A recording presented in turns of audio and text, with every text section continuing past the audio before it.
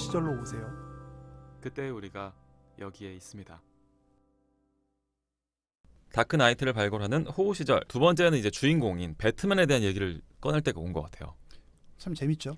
영화의 주인공을 두 번째 다뤄. 아 맞아요. 저희는 지금 조커가 더 관심이 많아요. 그래갖고 그 배트맨 두 번째로 저희 방송에서는 배트맨이 조연으로 밀렸는데 이 배트맨이 다크나이트에서 아까 말씀드린 대로 되게 무법자의 그런 맞아요. 면모를 많이 보여요. 네.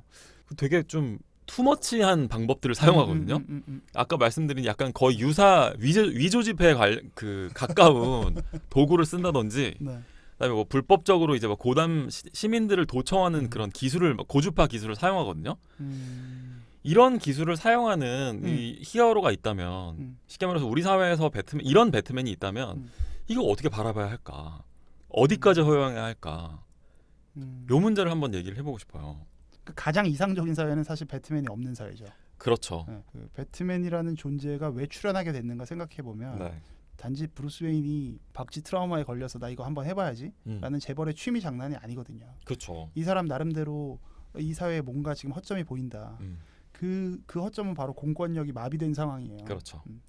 그러니까 사법체계의 집행이 그 사회의 구성원이 납득할 수 없는 지점으로 가면 배트맨과 같은 사적 보복이 진행되는 거예요. 그렇죠. 우리가 바로 이전 영화였죠. 그 조커 네. 2019년작에서 어떻게 조커 탄생했나 이렇게 바라봤던 것처럼 네. 사회에서 소외되고 억눌렸던 자들이 조커처럼 폭동의 세력이 될 수 있죠. 네. 우리가 뭐 장대호까지 얘기를 했었고 그렇죠. 배트맨 역시도 우리 사회의 공권력이 제대로 기능하지 못하면 태생하게 되는 거예요. 그러니까 이게 토드 필립스가 조커와 배트맨을 이복 형제로 그려낸 것도 네. 사실 이런 다크나이트에서 바라보이는 관점을 통해서 착안하지 않았을까 싶더라고요. 네. 그러니까 결이 비슷한 거예요. 조커나 배트맨이나 그 시작하는 부분이 누가 음으로 가고 양으로 갔을까의 차이일 뿐이지 그렇죠. 과정은 되게 비슷한 거예요. 맞아요. 근데 이제 그 투머치 파워풀한 방법 네. 고담 시민들 막 이게 뭐 기술적으로 가능한지 모르겠는데 막 도청하고 막 이런 내용들 네. 있잖아요. 이게 우리가 오프닝 글에서도 다뤘지만 그 마이클 샌델의 그 저스티스 그 정의란 무엇인가 네. 그 책에서 고민했던 문제들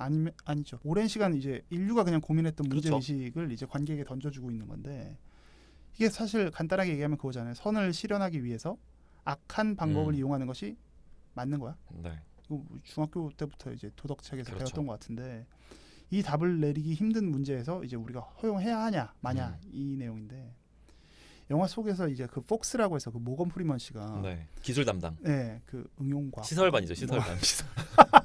시설 반장님. 네. 네. 그래서 폭스가 고민하는 바로 이 지점이 공권력이 이제 혹은 사회가 배트맨을 어떻게 바라볼지랑 사실 똑같은 거예요. 맞아요. 폭스가 고민하는 부분과 사회가 배트맨을 허용하는 부분은 사실 동일한 문제거든요. 네.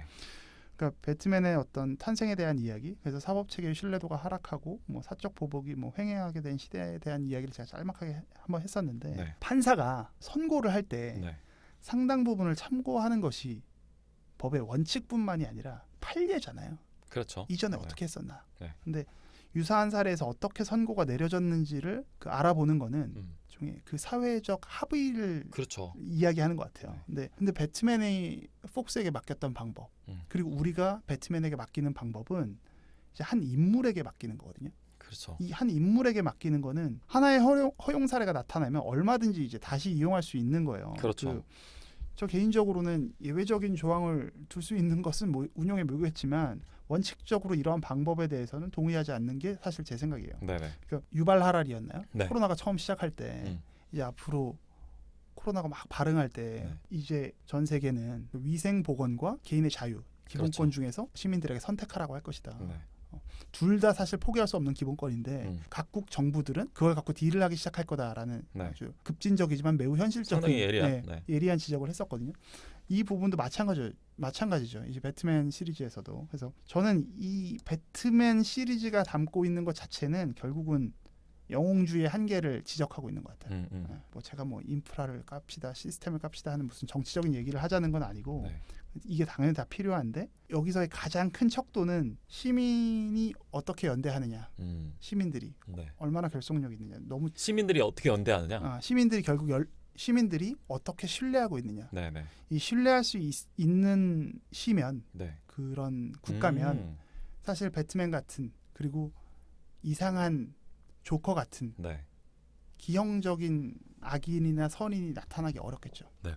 근데 문제는 이게 기능하지 못하면 이 신뢰가 사라지는 시스템 하에서는 결국은 영웅주의로 흐르는 거죠. 한 명의 선도자가 맞아요. 나와야 되는 네, 거예요. 네. 그래서 이거를 제어하는 게 각 구성원들이 이제 바라보는 관점이 돼야 되는 거고, 제 개인적인 의견은 그럼에도 불구하고 민족의 영도자 같은 사람으로 나오는 거에 대한 방법은 저는 조금 지양한다라는 게 저의 의견입니다.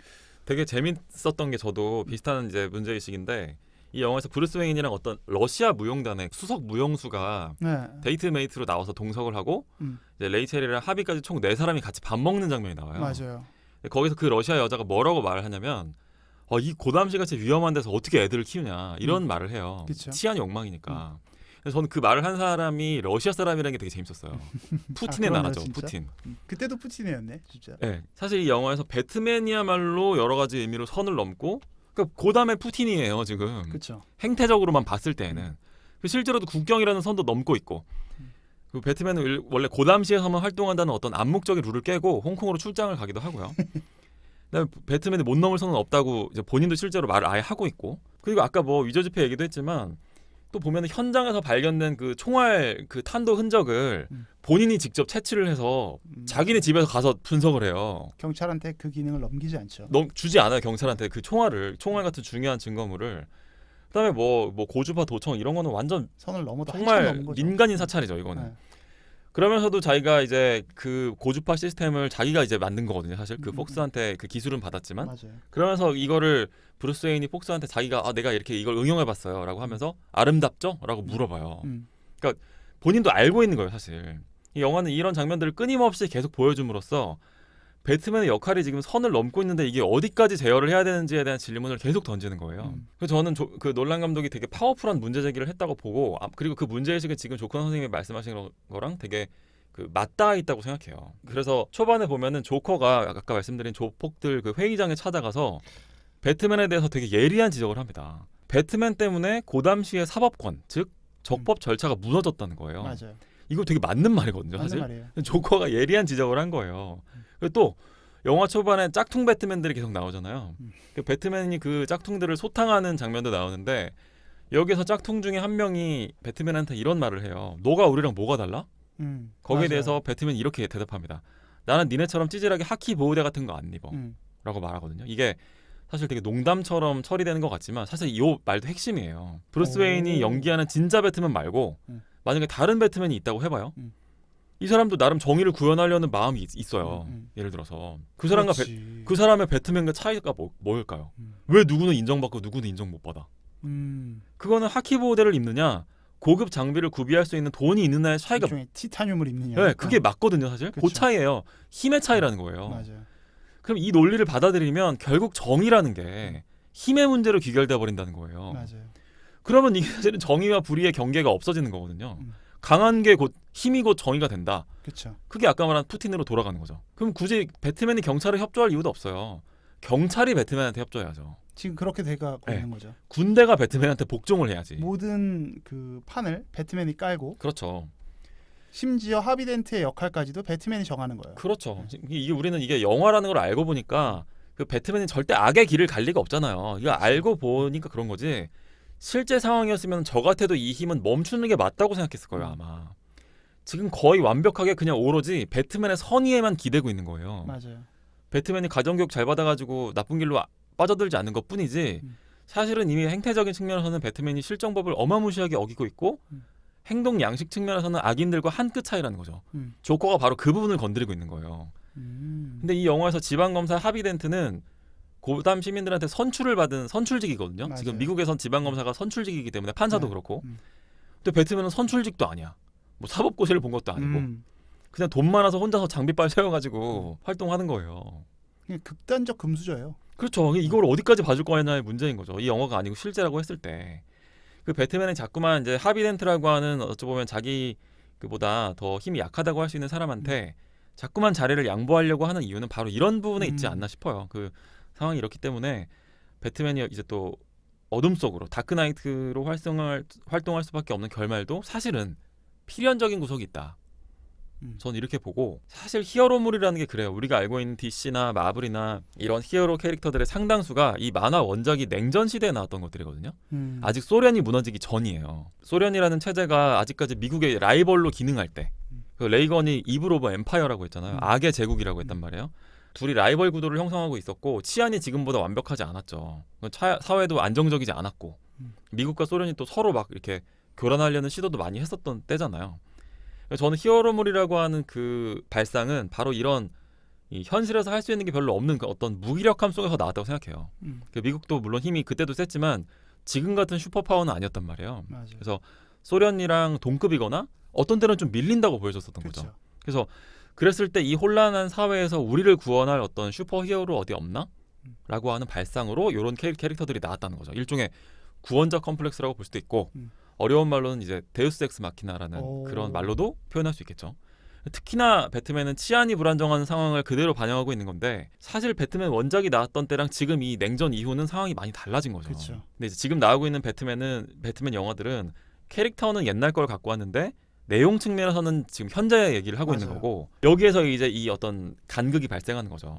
그 배트맨 캐릭터가 바로 이 측면에서 도저히 이 민간인이 혼자 갖고 있기에는 너무 과도한 슈퍼파워를 갖게 되는 이 윤리적 딜레마에 사실은 아마 앞으로도 필연적으로 빠질 수밖에 없을 거라고 생각해요. 이게 그 어벤져스 같은 그 마블이죠. 네, 마블과 DC의 차이인 것 같아요. 맞아요. 마블에서는 뭐 다 같이 날아다니기 때문에 네. 이걸 별로 고민하지 않아요. 그렇죠. 근데 그 배트맨에서는 배트맨 혼자 날아다니거든요. 맞아요. 배트맨 혼자 그것도 그냥 인간의 힘을 갖고 있는 가운데서 순전히 장비빨로. 네. 이 배경은 돈이고.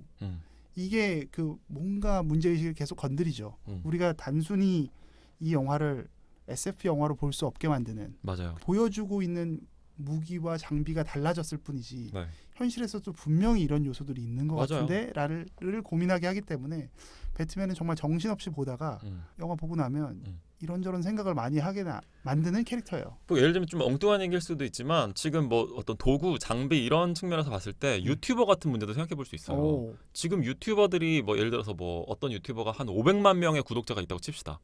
그래서 지금 최근에는 뭐 이제 개인 유튜버가 뭐 머니 게임 같은 예능 프로그램을 제작하는 데까지는 왔거든요. 맞아요. 근데 예를 들면은 뭐 어떤 사건이 발생했다고 했을 때 정말 장비빨 세워가지고 수사를 직접 하는 거야. 그러면 이런 경우들도 생각해 볼 수 있다는 거죠. 그게 이제 우리 지난번에 얘기했었던 그 타이타닉 감독 제임스 카메론이 그렇죠. 그때 이제 사설 경찰 맞아요. 그런 거야. 그거를 어디까지 인정해 줄 거냐. 사회적 영향력이 네. 커지면서 이 범주가 우리를 계속해서 고민하게 만드는 거죠. 근데 네. 늘 더 늦어요. 왜냐하면 사회적 인식이 더 늦을 수밖에 없어요. 그렇죠. 네, 새로운 어떤 장비나 네. 그 어떤 아젠다에 있어서는 우리 조금씩 늦게 갈 수밖에 없는데 어쨌든 굉장히 첨예한 문제를 다루고 있는 게 네. 배트맨이라는 영화입니다. 사실 이 부분이 앞으로 나올 그 더 배트맨 같은 내년에 나올 그 2022년도에 나올 영화에선 또 어떻게 다뤄졌을지 이런 그렇죠. 것들도 상당히 기대됩니다. 기대되는 부분이기도 합니다.